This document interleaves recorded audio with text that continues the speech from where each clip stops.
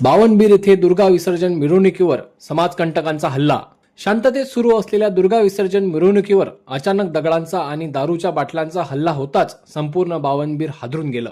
एका विशिष्ट समुदायातील लोकांनी अचानक केलेल्या हल्ल्यात अनेक दुर्गा भक्त रक्तबंबाळ झाले असून त्यांना तातडीने रुग्णालयात हलवण्यात आले आहे। संपूर्ण गाव देवी मातेच्या जयघोषात, भजन कीर्तनाच्या आणि उत्साहात सहभागी झाले असतानाच नियोजित कटाप्रमाणे हा हल्ला घडवला गेल्याचा संशय उपस्थितांनी व्यक्त केला आहे। प्रत्यक्षदर्शींनी सांगितले की मिरवणूक या मार्गावरून जाणार असल्याचे आधीच माहीत असल्याने त्या परिसरात दगडांचा आणि रिकाम्या दारूच्या बाटल्यांचा प्रचंड साठा ठेवण्यात आला होता। म्हणजेच हे सर्व काही पूर्वनियोजित षडयंत्र असल्याचे स्पष्ट संकेत आहेत। मिरवणूक पूर्णपणे शांततेत चालू असताना अशा प्रकारचे निष्पाप दुर्गा भक्तांवर दगडफेक व हल्ला होणे ही फक्त कायद्याची पायमल्ली नाही, तर समाजाच्या एकतेवर थेट वार असल्याचे नागरिकांनी संतापाने म्हटले आहे।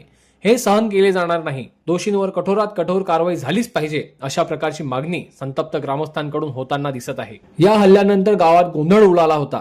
पोलिसांनी तातडीने घटनास्थळी धाव घेतली आणि परिस्थिती नियंत्रणात आणली आणि गंभीर जखमींना रुग्णालयात हलवण्यात आले आहे। दरम्यान ही घटना साधा गोंधळ नसून नियोजित दंगलच होती का, असा मोठा प्रश्न आता उभा राहिला आहे। कारण इतक्या मोठ्या प्रमाणावर शस्त्रासारखे दगड आणि बाटल्या आधीच जमवणे हे सहज शक्य नाही।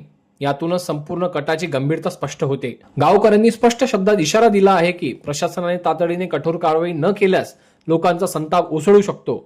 सध्या बावनबीर परिसरात कडेकोट पोलीस बंदोबस्त ठेवण्यात आला असून वातावरण अतिशय तणावपूर्ण आहे।